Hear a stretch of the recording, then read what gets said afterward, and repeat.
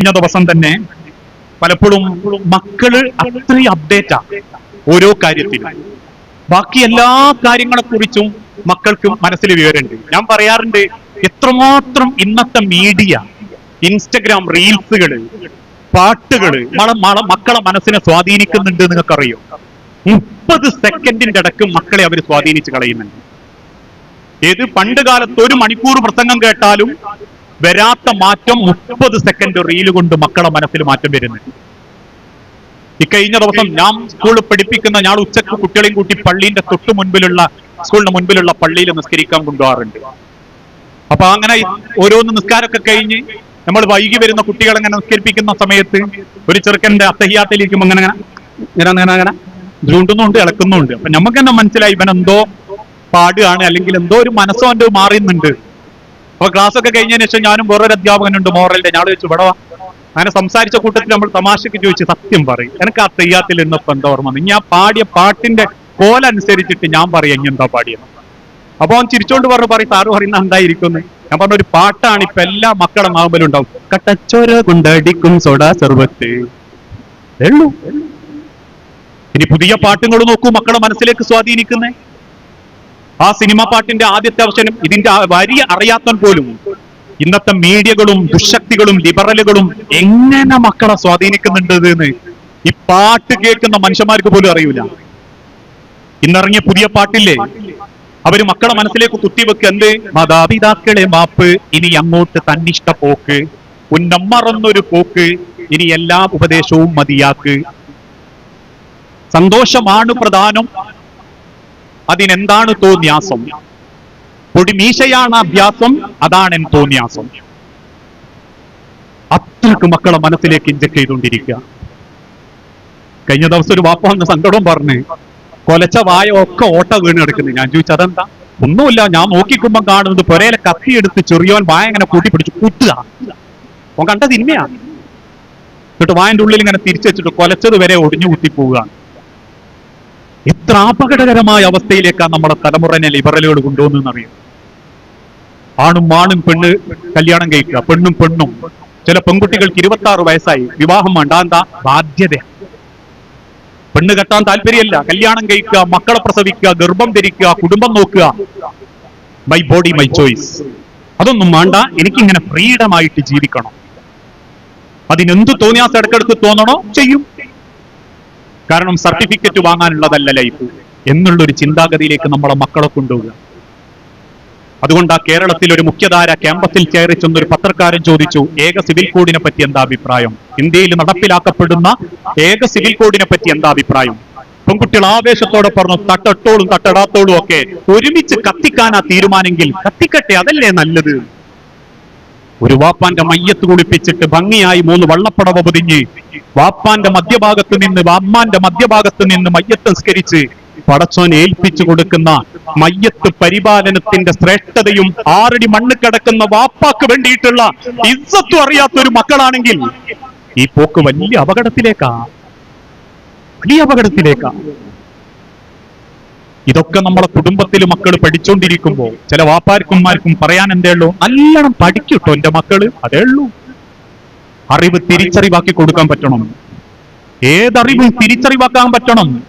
MBBS-ഉം MD-യും നേടുന്ന മകൾക്ക് പരസ്പരം ശരീരം ബന്ധപ്പെടുമ്പോ ആണിനും പെണ്ണിനും ജനിക്കുന്ന മക്കൾ എന്ന ബാധ്യതയും തന്നെ ജനിപ്പിക്കാൻ പ്രേരിപ്പിച്ച എന്റെ ഉദരത്തിൽ ജീവന്റെ കുരുന്നിട്ട ആണിനോടുള്ള കടമയും എനിക്ക് നിർവഹിക്കുമ്പോൾ മാത്രമാണ് എന്റെ MBBS-ന് വിലയുള്ളൂ എന്ന് ബോധ്യപ്പെടുന്ന പെണ്ണല്ലെങ്കിൽ ഓളെ MBBS വെറും ഇംഗ്ലീഷ് അക്ഷരം മാത്ര.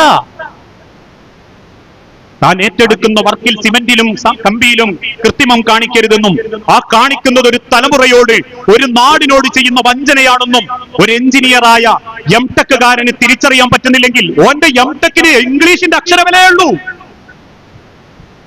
ആ തിരിച്ചറിവ് മക്കളുടെ മനസ്സിലുണ്ടാക്കി കൊടുക്കണം. എന്താണ് കുടുംബം, എന്താണ് സ്നേഹം, അതിനെന്ത് വേണം? നമ്മളെ കുടുംബത്തിൽ മാതാപിതാക്കൾ പരസ്പരം സ്നേഹിക്കണം, നല്ല വാക്ക് പറയണം. ഒരു മക്കൾ ഏറ്റവും സന്തോഷിക്കുന്നത് എപ്പോഴാണെന്നറിയോ? വാപ്പയമ്മയും ഒരുമിച്ചിരുന്ന് സന്തോഷിക്കുമ്പോഴാണ്. നിങ്ങളൊന്ന് നോക്കിയത് പരീക്ഷിച്ചു നോക്കൂ. വാപ്പയമ്മയും ഒരുമിച്ചിരുന്ന് സന്തോഷിക്കുകയും തമാശ പറയുകയും പരിഗണന വീട്ടിൽ മക്കൾക്ക് കൊടുക്കുകയും ചെയ്യുമ്പോൾ ഞാൻ പറയാറുണ്ട് സ്കൂളിൽ നിന്നൊക്കെ എല്ലാ രക്ഷിതാക്കളോടും, ചില മക്കൾ സ്കൂൾ വിട്ടു വന്നോട്ടനെ പറയും, പേപ്പർ കിട്ടി. ഒട്ടന്നെ രണ്ടാമത് ഉമ്മ ചോദിക്കും, തിരിച്ചു ചോദിക്കും, ബാപ്പ തോറ്റിണ്ടാവൂലേ? ചോദിക്കാം, തോറ്റിണ്ടാവൂലേ?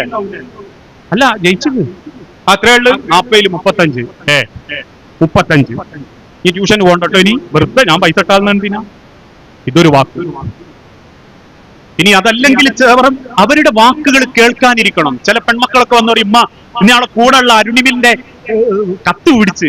അപ്പോഴേക്കും മാര് ചോദിക്കും, എനിക്ക് സ്കൂളിൽ പോയാൽ ഈ കത്തും ലൈനും ഇതൊക്കെ തന്നെ ഉള്ളൂ? അതോടുകൂടി ഓള് തീരുമാനിക്കും ഉമ്മാനോട് പറയണ്ട. മക്കളെ പരിഗണിക്കണം. നമ്മൾ പരിഗണിക്കപ്പെടുന്നുണ്ട് എന്നറിയുമ്പോൾ നമുക്കൊരു സന്തോഷല്ലേ? വ്യാപ്ര പറയാ, ഡേ ഞാൻ ഇതൊക്കെ വാങ്ങണം എന്ന് വിചാരിച്ചിട്ട്, എന്താ എന്റെ അഭിപ്രായം?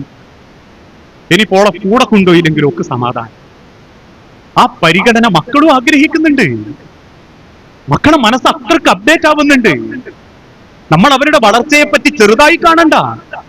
ചില വാപ്പാര് സങ്കടത്തോടെ പറയും, എന്റെ മൊബൈൽ എന്തൊക്കെയാണുള്ളതെന്ന് എനിക്ക് അറിയൂല, പക്ഷെ എന്റെ ചെറിയ മോളെ മോൻ കാണിച്ചു തരും ഒക്കെ. ഓൻ ആ യുഗത്തിലാ ജനിച്ച്, ഓൻ ആ യുഗത്തിലാ വളരുന്നത്. നമ്മൾ പണ്ട് കാലത്തേക്ക് ഒരിക്കലും മക്കളിനി കൂട്ടിക്കൊണ്ടുപോകാൻ പറ്റൂല. നമുക്ക് അപ്ഡേറ്റ് ആവാനേ പറ്റൂ, വിവരം ഉണ്ടാവണം. സ്കൂളുകളിൽ പേരന്റ്സ് മീറ്റ് വിളിക്കുമ്പോൾ ചില മക്കൾ പറയാ, ഇമ്മ ഒന്നിനും പറ്റൂല, അമ്രിന്റെ അമ്മന്റെ ആദ്യമുള്ള ഒരു ഉമ്മയാ മതി. ഒരു ഉമ്മ സങ്കടം പറയാ. ഞാൻ പറയാം, അതിനൊരു മാർഗ്ഗമേ ഉള്ളൂ. നിങ്ങൾക്ക് അമ്രീന്റെ അമ്മനെ കൂട്ടിക്കൊണ്ടുപോകാനല്ല പറ്റുക, നിങ്ങൾക്ക് അപ്ഡേറ്റ് ആവാൻ പറ്റണം. അതെന്താ അമ്രീന്റെ അമ്മ ആവണം എന്നോട് പറഞ്ഞേ? അമ്രീന്റെ അമ്മ എല്ലാ കാര്യങ്ങളും അമ്രിക്ക് പറഞ്ഞു കൊടുക്കും. പക്ഷെ നമ്മൾ എന്താ ചെയ്യാ? ഉറക്കെ വായിക്കണം, അമ്മ അടുക്കളയിൽ ഉണ്ടാവൂട്ടോ. ഒരു ഇംഗ്ലീഷിന്റെ 4ാം ക്ലാസ്സുകാരൻ വന്നിട്ട് ചോദിക്കും, അമ്മ ഈ ഇംഗ്ലീഷ് മീഡിയം ആണ് ഞമ്മക്ക് ഇതെന്ന് പറഞ്ഞു നിങ്ങൾ എന്ന് പറയുമ്പോൾ, അടച്ച തമ്പുരാനെ നല്ല. ഓന്റെ ആ ക്ലാസ്സിനെ പറ്റിയിട്ട് അധ്യാപകരോട് ചോദിക്കണം.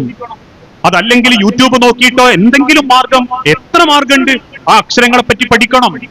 പകൽ അതിന് സമയം അരമണിക്കൂർ കണ്ടെത്തിയിട്ട് മകന്റെ ആ പാഠത്തെ പറ്റി നമുക്കൊരു ബോധം ഉണ്ടാവണം. ഞാൻ പറയാറുണ്ട്, ഇപ്പോഴത്തെ കാലഘട്ടം എങ്ങനെയാന്ന് ചോദിച്ചാ, രാവിലെ ഒരു പെൻസിൽ വാങ്ങിക്കൊടുത്തിട്ട് ഉമ്മ പറയും, ഇനി വാങ്ങി തരൂലട്ടോ. പണ്ട് കാലത്ത് എങ്ങനെയായിരുന്നു? അതേ അവസ്ഥ. ഒരു പെൻസിൽ ചിലപ്പോൾ 3 മാസം ഉപയോഗിച്ചവരാ നമ്മളൊക്കെ. പക്ഷെ ഇന്ന് നമ്മളൊരു പെൻസിൽ വാങ്ങിക്കൊടുക്കുമ്പം ഉച്ചയാകുമ്പോഴേക്കും പകുതി തിന്നിട്ടുണ്ടാവും. വൈകുന്നേരം ആകുമ്പോൾ ഒരു കുറ്റിയായിട്ടാ വരിക. ചിലര് ചാടും. ഞാനൊക്കെ എന്റെ വാപ്പനോട് 3 മാസം പറഞ്ഞാൽ എനിക്ക് വാങ്ങിത്തരിക. അത് പണ്ട്. മക്കളെല്ലാം കൊണ്ടും മാറിക്കൊണ്ടിരിക്കുക. അപ്പൊ അവരുടെ അറിവിലേക്ക് എത്താൻ അവരെ നമുക്കൊരിക്കലും പണ്ടത്തെ നമ്മളെ 90ലേക്ക് കൂട്ടിക്കൊണ്ടുപോകാൻ പറ്റൂല. അവർക്കനുസരിച്ച് നമ്മൾ വളരണം, നമ്മൾ അറിവ് വളരണം, നമ്മൾ അധ്യാപകരുമായിട്ട് സംസാരിക്കണം, ആ പാഠങ്ങളെ പറ്റി ബോധം ഉണ്ടാവണം. പെണ്ണുങ്ങൾ വിളിച്ച് അധ്യാപകരായിട്ടാണോ? അല്ല, വാപ്പ വന്നിട്ട് വിളിക്കട്ടെ. വാപ്പ പറയാമോ, നിങ്ങൾ അതൊന്നും വാട്സപ്പിൽ ഇട്ടിരുന്നോട്ടെ, അതിന്റെ ഒരൊറ്റ അർത്ഥം നിങ്ങൾ പറഞ്ഞേരി. അധ്യാപകന് പോലും സന്തോഷ, പരിഗണിക്കപ്പെടുന്നുണ്ട്. അല്ലാതെ പല സ്കൂളിന്റെ അവസ്ഥ എന്താന്ന് ചോദിച്ചാൽ, അന്ന് കൊടുത്ത കോയിമുട്ടുണ്ടാവും അടുത്ത ബുധനാഴ്ച അവന്റെ ബാഗിൽ തന്നെ. സ്കൂളിൽ കാണാൻ ബാഗ് ഇങ്ങനെ തൂക്കിട്ടാ, എന്താ കഴിഞ്ഞ ആഴ്ചത്തെ കോയിമുട്ടന്റെ മണം. ഈ അവസ്ഥയിൽ നിന്ന് നമ്മളെ കുടുംബക്കൊന്ന് മാറട്ടെ. സ്നേഹവും പരിഗണനയും മക്കൾക്ക് കൊടുക്കുമ്പോൾ മാത്രമേ നമുക്കത് തിരിച്ചു വെക്കാൻ പറ്റൂ. സ്നേഹം തിരിച്ചറിയാനും സ്നേഹിക്കാനും സമയം കണ്ടെത്തണം. ദൂരത്തുനിന്ന് വാപ്പ നോക്കുമ്പോ മകൻ കാർമൽ എന്തോ കുത്തി വരഞ്ഞിടുക, നമ്മൾ കണ്ടതാണത്. കിട്ടിയ മട്ടലുകൊണ്ട് മകനെ പോതിര വാപ്പ കൊണ്ട് തല്ലും. അവസാനം വാപ്പ കരഞ്ഞിയ കണ്ണുകളുമായി മോൻ പോയി കിടന്നുറങ്ങുമ്പോൾ വാപ്പ എന്താ കാർമൽ എഴുതിയെന്ന് നോക്കുമ്പോ മോനെ എഴുതിച്ചതാ, ഐ ലവ് യു പാപ്പ, നിങ്ങൾ ഒരുപാട് ഇഷ്ടമാണ് വാപ്പ. കാലും കയ്യിലും തല്ല് കിട്ടി കിടന്നുറങ്ങുന്ന മകന്റെ മനസ്സിൽ എത്രത്തോളം വേദന ഉണ്ടാവും, എത്രത്തോളം സങ്കടം ഉണ്ടാവും. എല്ലാരും പറയും മക്കള് നന്നാവുന്നില്ല. അരമണിക്കൂർ മക്കളെടുത്ത് ഇരുന്നിട്ടുണ്ടോ നമ്മള്? ഒന്നും അവന്റെ സങ്കടം അറിഞ്ഞിട്ടുണ്ടോ? ഈ കഴിഞ്ഞ ദിവസം സ്കൂളിൽ ഒരു ഉമ്മ വന്നു. മകൻ പെട്ടെന്ന് രാത്രിയാവുമ്പോൾ പേടിച്ച് നിലവിളിക്കുക. ഞാനിത് പറയുന്നത് എത്രമാത്രം മക്കള് ഇന്നത്തെ കാലഘട്ടത്തില് എല്ലാ രംഗത്തുനിന്നും അവര് സ്ട്രെസ് അനുഭവിക്കുന്നുണ്ട് എന്ന് പറയാണ്. അപ്പം കുട്ടി ഇങ്ങനെ പെട്ടെന്ന് കരയാ, രാത്രി ആവുമ്പോഴേക്കും കെട്ടിപ്പിടിച്ച് കിടക്കണം എന്ന് പറയാ. എന്തൊക്കെയോ ഒരു പേടി, ഓന്റെ സ്വഭാവത്തിൽ തന്നെ പേടി. അപ്പൊ നമ്മളാ മോനെ കൂട്ടിക്കൊണ്ടുപോയി കുറച്ചൊന്ന് സംസാരിച്ച കൂട്ടത്തിൽ സംഭവം, ഓന്റെ അയൽപ്പക്കത്തുള്ള വേറൊരു കൂട്ടുകാരന്റെ വീട്ടിൽ ചെന്നപ്പം അവന്റെ ഒരു ഗെയിമുണ്ട് കമ്പ്യൂട്ടറിൽ, എന്ന് പറഞ്ഞാൽ മാരകമായ വയലൻസാ. വെടിവെക്കുന്നതും കുത്തുന്നതും കുത്തി കൊടലെടുക്കുന്നതും ഒക്കെ. 5 മിനിറ്റ് അത് കണ്ടു നിന്ന മകൻ തിരിച്ചു വന്നിട്ട് വീട്ടിൽ പുതച്ചു മൂടിയിട്ട് ചോദിക്കുക, ഇമ്മേ വാപ്പ ആരോ കൊല്ലുവോ? ഉമ്മനെ ആരോ കൊല്ലോ, ഉമ്മ മരിച്ചു പോകുമെന്നൊക്കെ എനിക്ക് പേടിയാണെന്ന് മാഷേ. നിങ്ങൾ ആലോചിച്ച് നോക്കി, ഒരു പാനിക് അറ്റാക്ക് ഉണ്ടാതിരിയോടാണെന്ന് ഓരോന്ന് തോന്നിയാസം കണ്ടുവന്ന്. അല്ല, വലിയോൾക്ക് മാത്രമല്ല അറ്റാക്ക്. പാനിക് അറ്റാക്ക് മക്കളെ മനസ്സിന് വരുന്നുണ്ട്, ചെറിയ മക്കൾക്ക് വരുന്നുണ്ട്, വേർതിരിവ് വരുന്നുണ്ട്. നിങ്ങൾ കാണല്ലേ, വലിയ കാലത്ത് കുടുംബത്ത് പ്രശ്നം ഉണ്ടാകുമ്പോൾ ചില മക്കൾ പറയുന്നത് ഉമ്മക്കല്ലെങ്കിലും ചെറുപ്പത്തിലേ കാക്കനോടായിരുന്നു താല്പര്യം, ഉമ്മ അല്ലെങ്കിലും അങ്ങനെയായിരുന്നു, വാപ്പ അല്ലെങ്കിലും അങ്ങനെയായിരുന്നു, എന്തിനും ഓനെയാ കൊണ്ടുപോവുക, ഓനെയാ വിളിക്കുക, ചെറുപ്പത്തിലേ എന്നെ ഒരു അവഗണനയായിരുന്നു. ഇതൊക്കെ മക്കളെ മനസ്സിനെ സ്വാധീനിക്കുന്നുണ്ടെങ്കിൽ വാപ്പാരെ പൈസ ഉണ്ടാക്കാൻ ഓടിയാ പോരാ, ഉമ്മാരെ പൊരപ്പണി എടുത്ത് തീർത്താ പോരാ. രാവിലെ 7:45 4:45 എഴുന്നേറ്റിട്ട് കൈ നിലത്ത് വെക്കാണ്ട് 11:15 എങ്ങനെയോ ചെന്ന് പറ്റുമ്പല് വീണ് കിടക്കലാ ഞാൻ എന്നുള്ളത് പോരിശയായിട്ട് പറയല്ലേ. അവനാന്റെ മക്കളൊപ്പരം കുറച്ചു നേരം ഇരിക്കണം, അവരെ മനസ്സറിയണം, അവരെ രക്ഷപ്പെടുത്തണം, അവരെ മനസ്സും ശരീരവും കാവലാവണം. അവരെ കൊണ്ട് സാധിക്കുന്ന വിദ്യാഭ്യാസം കൊടുത്താൽ മതി. ഒരു വാപ്പ പറഞ്ഞിട്ടില്ലേ, മക്കളെ കാര്യത്തിൽ നമ്മൾ എന്താ കാണിച്ച്, നമ്മളല്ലേ തെരഞ്ഞെടുത്ത് ഓൻ ഏത് സ്കൂളിൽ പഠിക്കണം, ഓൻ ഏത് ഡിഗ്രി പഠിക്കണം എന്ന്. ജീവിതത്തിൽ ചെറുപ്പ കാലഘട്ടത്തിൽ ഓൻ 5 വയസ്സായതിനു ശേഷം നമ്മളെ കൂടെ ജീവിച്ചതിനേക്കാളും ഹോസ്റ്റലല്ലേ, ഓൻ അന്യനാട്ടിലല്ലേ. അവസാനം കാനഡയിലുള്ള ചെറുപ്പക്കാരൻ നാട്ടിൽ ഭാര്യനെ തൊലാക്ക് ചൊല്ലി ബാപ്പാനോടും ഉമ്മാനോടും ഇനി ഞാൻ നാട്ടിക്കില്ലട്ടോ എന്ന് പറയുമ്പം ഉമ്മ കണ്ണീരോട് ചോദിച്ചു, മോനെ നാട്ടിക്ക് വരാണ്ട് ഇപ്പൊ ഞങ്ങൾ എങ്ങനെയാ? ഓൻ തിരിച്ചു ചോദിച്ചു, നിങ്ങൾ എന്നെ സ്നേഹിച്ചിരുന്നോ? എന്നെ പഠിപ്പിക്കാൻ സ്നേഹിച്ചതല്ലേ, നിങ്ങൾ ഡിഗ്രി വാങ്ങാൻ സ്നേഹിച്ചതല്ലേ, നിങ്ങൾ എന്നെ സ്നേഹിച്ചതിന്റെ ജോലി കിട്ടി, ഞാൻ കാനഡയിൽ ജീവിക്കുന്നു. തിരിച്ചു ചോദിക്കാൻ, ചോദിച്ചെടുക്കാൻ. ഞാൻ പറയലുണ്ട്, കുറെ മക്കളൊക്കെ ഉണ്ടാകുമ്പോ എന്റെ അഭിപ്രായമാട്ടോ നിങ്ങൾ സ്വീകരിക്കണമെന്നൊന്നുമില്ല, ഞാൻ എന്റെ ഭാര്യനോട് പറയല, ഒരുത്തനെങ്കിലും നാട്ടിൽ നിന്നിട്ട് ചുറ്റുപാടൊക്കെ ഒന്ന് പഠിക്കുന്ന വിദ്യാഭ്യാസം അല്ലെങ്കിൽ ഓന്റെ ഇഷ്ടത്തിന് വളരട്ടെ, മോശമാവല്ലേ പടച്ചോനെ നീങ്ങി ദ്വാരുന്നാ മതി. കാരണം ചിലപ്പോ നമ്മളെയൊക്കെ നോക്കാൻ നാട്ടിൽ ഓനൊക്കെ തന്നെ ഉണ്ടാവും. പഠിപ്പിച്ച് ചിലരൊക്കെ അങ്ങ് എത്തി, പിന്നെ പെണ്ണുങ്ങളെയും കൊണ്ടുപോകും. ഇപ്പം ദീന അങ്ങനെയൊക്കെയാണ്. നാട്ടിലൊരുത്തം കല്യാണം കഴിച്ച് പെണ്ണുങ്ങളെ 4ാമത്തെ മാസം അങ്ങ് കൊണ്ടുപോയി, വാപ്പയും നാട്ടിൽ ഒയന്നെടുക്കുക. ഓലൊന്ന് സങ്കടം പറഞ്ഞപ്പോ ഞാൻ ഓനോട് ചോദിച്ചല്ലടോ, ഉമ്മനെയും വാപ്പനെയും ഒന്ന് നോക്കാൻ എന്തെങ്കിലും ഒരു വഴി വേണ്ടേ? അപ്പൊ എന്നോട് തിരിച്ചു വെച്ചു, മൗലവി കിട്ടിയ പെണ്ണുങ്ങളെ പിരിഞ്ഞിരിക്കാൻ 4 മാസത്തിലധികം ഇസ്ലാമ തെളിവില്ലല്ലോ. ഞാൻ പറഞ്ഞില്ല, അതുകൊണ്ടാണ് ഞാൻ ഓളങ്ങ് കൊണ്ടുവന്നത്. ആകെ പഠിച്ച ഹദീസ് ഇപ്പതാണ്, വാപ്പനെയും പിരിഞ്ഞിരിക്കാൻ 1 ദിവസം തെളിവില്ല, പെണ്ണുങ്ങളെ 4 ദിവസം വരെ തിരിഞ്ഞിരിക്കാം. വാപ്പനെയും പിരിഞ്ഞിരിക്കാൻ 1 ദിവസത്തെ തെളിവില്ല. യുദ്ധത്തിന് വന്ന സ്വഹാബിനോട് അള്ളാന്റെ തിരുദൂതൻ ചോദിച്ചില്ലേ, അഹയ്യ വാലിദാക്ക, വാപ്പയമ്മയും ജീവിച്ചിരിപ്പുണ്ടോ? ഉണ്ട്, എന്നാ തിരിച്ചു പോ, എനിക്ക് യുദ്ധമല്ല. ഹിജ്റ പോകാൻ വന്നവനോട് പറഞ്ഞില്ലേ, നീ തിരിച്ചു പോ. ആകെ പഠിക്കുന്ന ഇബാദത്ത് ഇപ്പൊ എന്താന്ന് ചോദിച്ചാൽ ഗൾഫിക്ക് 4 മാസത്തിന്റെ അടുത്തോളം കൊണ്ടുപോകണം. ഞാൻ കുറ്റം പറയല്ലോ, നിങ്ങൾക്ക് ഇങ്ങോട്ട് ദേഷ്യവും തോന്നണ്ട, അതിന്റെ അർത്ഥം കൊണ്ടുപോകണ്ടെന്നും അല്ല. ചിലര് വാപ്പാനെ അങ്ങ് കൊണ്ടുപോകും, അല്ലമ്മാനെ അങ്ങ് കൊണ്ടുപോകും, ഇതിനാ അവിടുത്തെ പണിക്ക്. വാപ്പയിൽ ഒയന്ന് നടക്കുന്നുണ്ടാവും.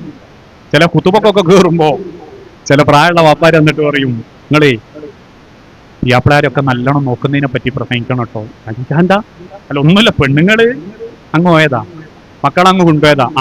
ഇക്കിപ്പോ ഒരു വർക്ക് വെള്ളം കിട്ടണേ സത്യ ഹോട്ടലിൽ തന്നെ പോകണം. അങ്ങനെ ഒരു ദീനൊന്നുമില്ല. അപ്പനെമ്മനെയും നോക്കാണ്ട് എന്ത് ദീന്? രക്ഷിതാക്കളെ പരിഗണിക്കാതെ, മക്കളെ പരിഗണിക്കാതെ എന്ത് ദീന്? അതുകൊണ്ട് ഞാൻ പറയുന്നത് എന്താന്ന് ചോദിച്ചാൽ, പഠിപ്പിക്കണം, വിദ്യാഭ്യാസം അത്യാവശ്യമാണ്. പ്രത്യേകിച്ച് ഇന്നത്തെ കാലഘട്ടത്തിൽ വിദ്യാഭ്യാസം തിരിച്ചറിവിനാവണം എന്നുള്ളതാണ്. പെൺകുട്ടികൾക്ക് വിവരവും വിദ്യാഭ്യാസവും കൂടുമ്പോഴേക്കും പിന്നെ ഞാനും ഓനും കണക്കന്നെയാണ്.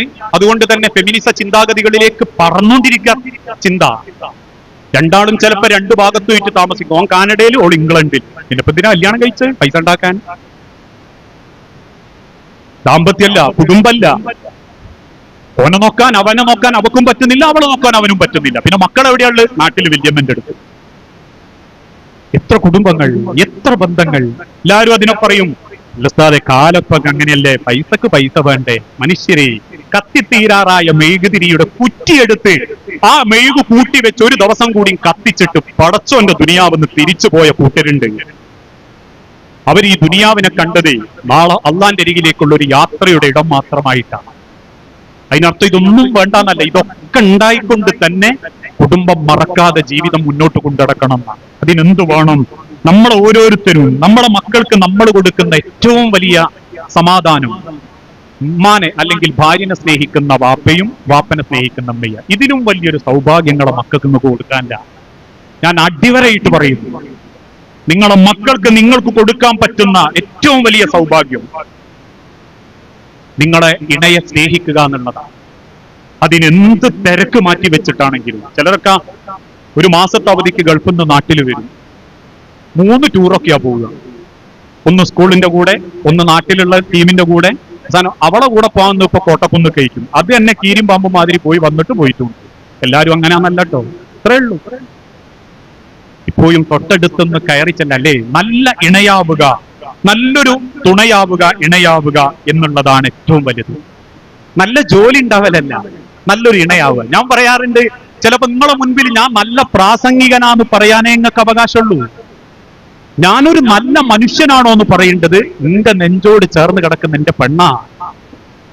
ഞാൻ നിസ്കരിക്കുന്നുണ്ടോ, ഞാൻ വൃത്തിയട്ട സ്വഭാവം എന്തോ കാണിക്കുന്നുണ്ടോ, എനിക്ക് എന്തെങ്കിലും പോരായ്മകളുണ്ടോ, ഇരിക്കുന്ന ഒരു പെണ്ണുങ്ങൾക്കും അതറിയൂല. അതുകൊണ്ട് തന്നെ നിങ്ങൾ ഒരാളെ നോട്ടവും നിങ്ങൾ ഒരാളെ പുഞ്ചിരിയും എന്നെ സ്വാധീനിക്കുന്നില്ല. ഇതൊക്കെ എന്നെ അറിയൂല. ഇന്നറിയുന്നവൾ എന്റെ പെണ്ണു മാത്രമാണ്. അതുകൊണ്ട് അവളുടെ മുൻപിൽ ഞാൻ ഏറ്റവും നല്ല ഇണയാണോ, എനിക്കതാവണം. വരുമാനം ഉണ്ടാക്കാൻ മാത്രം മത്സരിച്ചോടിയാ പോരാ. ദുനിയാവിലെ സർവ്വ സൗഭാഗ്യങ്ങളും പെണ്ണിനും മക്കൾക്കും ഉണ്ടാക്കി കൊടുത്താലും പോരാ. മരിച്ച് പൈസ ഉണ്ടാക്കാൻ ഓടുക എന്ന് പലരും.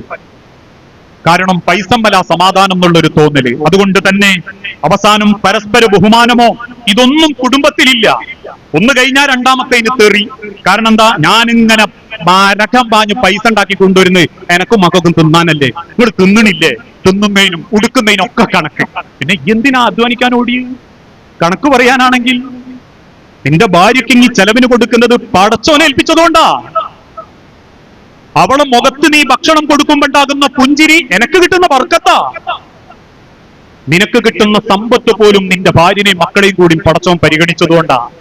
അല്ലാതെ എന്റെ ബിസിനസ് ട്രിക്കും എന്റെ MBA ബിരുദവും എന്റെ വാപ്പ കുറെ മുൻപുണ്ടാക്കി തന്നതിന്റെ പോരിശൊന്നുമല്ല. അള്ള എന്നെ ഏൽപ്പിച്ചെന്ന എന്റെ കുടുംബത്തിനെയും കൂടി പടച്ചോൻ എന്നെ കൂട്ടി പരിഗണിച്ചതുകൊണ്ടാ എനിക്ക് പടച്ചോൻ പൈസയായിട്ടും സമ്പത്തായിട്ടും എന്തിന് റോട്ടുമ്പോ പൊലിയാണ്ട് എന്നെ അമ്മ കൊണ്ടെടുക്കുന്ന എന്തിനാണെന്നറിയോ? ആ കുടുംബം കണ്ണീര് കുടിക്കാണ്ടിരിക്കാനാ. ആ തിരിച്ചറിവാണ് ഏതൊരാണിനും ഉണ്ടാവേണ്ടത്. ഒരു പെണ്ണാഗ്രഹിക്കുന്നതാ പ്രയോറിറ്റി. അയാളുടെ ജീവിതത്തിൽ എനിക്ക് വലിയ സ്ഥാനമുണ്ട് അല്ലേ? ഒരു പെണ്ണ് ഏറ്റവും കൂടുതൽ സന്തോഷിക്കുന്നത് ലൈംഗികതയിലല്ല. ഓരോ ഇണകളോടും ഭർത്താക്കന്മാരോടും ഞാൻ പറയുന്നത്, ലൈംഗികതയിൽ പോലും പല പെണ്ണുങ്ങളും സമാധാനിക്കുന്നില്ല. മൃഗങ്ങളെപ്പോലെ കിടക്കുക, മൃഗങ്ങളെപ്പോലെ വെറുതെ ചെയ്യുക, വെറുതെ കാണിച്ചു കൂട്ടുക. അള്ളാഹുവിന്റെ ഹബീബായ നബി തങ്ങൾ പറഞ്ഞല്ലോ, ലൈംഗികതയുടെ ഏറ്റവും നല്ല സുഗന്ധ രണ്ട് മനസ്സുകൾ തമ്മിൽ ചേർന്ന് നിന്ന് രണ്ട് മനസ്സുകൾ കൊഞ്ചി തുടങ്ങുന്നിടത്താണ് ലൈംഗികതയുടെ സുഗന്ധം. അതെന്തേ നമ്മുടെ ബെഡ്റൂമിലില്ല? അതെന്തേ നമ്മളെ ദാമ്പത്യ ജീവിതത്തിലില്ല? ഒരു പെണ്ണിന്റെ ജീവിതത്തിന്റെ ഏറ്റവും വലിയ സന്തോഷം അവളുടെ ഭർത്താവ് കൊടുക്കുന്ന കരുതലിലാണ്, പരിഗണനയിലാണ്. അയാൾ എനിക്ക് വലിയ സ്ഥാനം അയാളെ ലൈഫിൽ തരുന്നുണ്ട്, അയാൾ ഞാനുമായിട്ട് പലതും ഷെയർ ചെയ്യുന്നുണ്ട്, ഞാൻ പറയുന്നത് അയാൾ കേൾക്കുന്നുണ്ട് എന്നൊരു പെണ്ണിന് തോന്നിത്തുടങ്ങിയാലുണ്ടല്ലോ, ഇന്റക്ക എന്നൊരു ചിന്ത മനസ്സിൽ വരുമ്പോ ഒരിക്കലും ആ പെണ്ണ് കുടുംബം മറക്കൂല. അതിനെന്തു വേണം? ആ കരുതലും സ്നേഹവും നമ്മളെ ഭാര്യമാർക്ക് നമ്മൾ കൊടുക്കണം. ഇന്നത്തെ കാലഘട്ടത്തിന്റെ അവസ്ഥ എന്താന്ന് ചോദിച്ചാൽ, നാട്ടിലെ സർവ്വ പെണ്ണുങ്ങൾക്കും കരുതലും കാവലും കൊടുക്കും, ഒരേ ഉള്ളവർക്ക് മാത്രം കൊടുക്കൂല. കല്യാണപ്പുരയിൽ ആരാന് ചോറ് വാങ്ങിക്കൊടുക്കാൻ ഭയങ്കര ഉഷാറാണ്. അവനാന്റെ പെണ്ണുങ്ങൾക്ക് ഒരു പിടി കിട്ടിയിട്ടുണ്ടോ എന്ന് നോട്ടം പോലും ഉണ്ടാവും. എല്ലാരും എല്ലാ ഭർത്താക്കന്മാരും അങ്ങനെയാന്നല്ലോ. ഒരു കരുതല്, ഒരു സ്നേഹം. നബി സല്ലല്ലാഹു അലൈഹി വസല്ലമ 12 കെട്ടിയതാണ് ശത്രുക്കൾക്കും മുസ്ലിങ്ങൾക്കും കുറ്റം. നാളെ ഒരു മാപ്ല പറയാ, നബി 12 കെട്ടിയിട്ടില്ലായിനെങ്കിൽ നമുക്ക് ശത്രുക്കളോടൊപ്പം ഒന്ന് പിടിച്ചു കഴിഞ്ഞു. അവന്റെ വിചാരി 12 കെട്ടിയതാ അപ്പൊ ഇടങ്ങേറുന്ന. അള്ളാന്റെ ഹബീബിന് ഒരു ഇടങ്ങേറില്ല, ഭാര്യമാർക്കും ആ ഇടങ്ങേറുണ്ടായിട്ടില്ല. കാരണം 12 ഭാര്യമാരും നബി സല്ലല്ലാഹു അലൈഹി വസല്ലമ വഫാത്താവുമ്പോഴും മരിച്ചു പോകുമ്പോഴും പറഞ്ഞത് എന്താണെന്നറിയോ? റസൂലേ, ഇനി ഒരു ജന്മമുണ്ടെങ്കിൽ അത് നിങ്ങളെ മണവാട്ടിയാക്കാൻ പ്രാർത്ഥിക്കുന്നവരാ നബിയെ ഞങ്ങള്. അതിൽ 17 വയസ്സുള്ള ആയിഷ ബീവിയുണ്ട്, 60 വയസ്സിലധികം കൂടുതലുള്ള ഭാര്യമാരും. മുഴുവൻ ഭാര്യമാരും അത് പറഞ്ഞിട്ടാ റസൂലുള്ള കൈയോടിക്കുന്നത്. മരിക്കുന്ന സെക്കൻഡുകൾക്ക് മുൻപ് അള്ളാന്റെ ഹബീബ് ഭാര്യമാരോട് ചോദിക്കുന്നുണ്ട്, ഞാൻ നിങ്ങളോട് നീതി കാണിച്ചിട്ടില്ലേ? സർവ്വ ഭാര്യമാരും റസൂലിന്റെ ചുറ്റും കൂടി നിന്നിട്ട് പറഞ്ഞു, അള്ളാഹു സാക്ഷി റസൂലേ, നിങ്ങൾ ഞങ്ങളോട് നീതി കാണിച്ചവനാ. 12 ഭാര്യമാരും അങ്ങനെ പറഞ്ഞു, ഇനിയൊരു ജന്മണ്ടേ അത് നിങ്ങളെ മണവാട്ടിയാവണേ. നമുക്ക് 12 ഒന്നുമില്ല, ഒന്നേ ഉള്ളൂ. ഇന്ന് പൊരേ ചെന്ന് ചോദിക്കുക, അല്ലേ ഇപ്പൊ അടുത്ത ജന്മത്തിലും സ്വർഗത്തിലും ഇപ്പൊ എന്റെ പേരെ ഞാൻ തന്നെ. ഓള് ഒന്ന് ചിരിച്ചിട്ട് പറയാം, അങ്ങനെയാണെ ഇപ്പൊ എനിക്ക് ആ സ്വർഗവും വേണ്ടാന്നൊക്കേണ്ടി വരും എന്ന് പറഞ്ഞാ അത് നമ്മളെ വില. ഹിയാറുക്കും അഹ്സനുക്കും ലിനിസാഇക്കും, ആണുങ്ങളിൽ ഏറ്റവും നല്ലവൻ അവനാന്റെ പെണ്ണിനോട് ഏറ്റവും മര്യാദക്ക് പെരുമാറുന്നവൻ. അതിനവക്ക് അവകാശമുണ്ട്. 10-20 കൊല്ലം വാപ്പാന്റെ സ്നേഹറിഞ്ഞു വളർന്ന് ജീവിച്ചൊരു പെണ്ണ് ഒരൊറ്റ കാഴ്ചന്റെ പേരിൽ എന്റെ കൂടെ പോരാന്ന് സമ്മതിച്ചത് എന്റെ സൗന്ദര്യവും എന്റെ പണവും കണ്ടിട്ടല്ല. അവക്ക് കിട്ടുന്ന ആഗ്രഹിച്ച് സ്വപ്നം കണ്ടൊരു സ്നേഹം നീ കൊടുക്കുന്നുള്ള പ്രതീക്ഷയിലാണ്.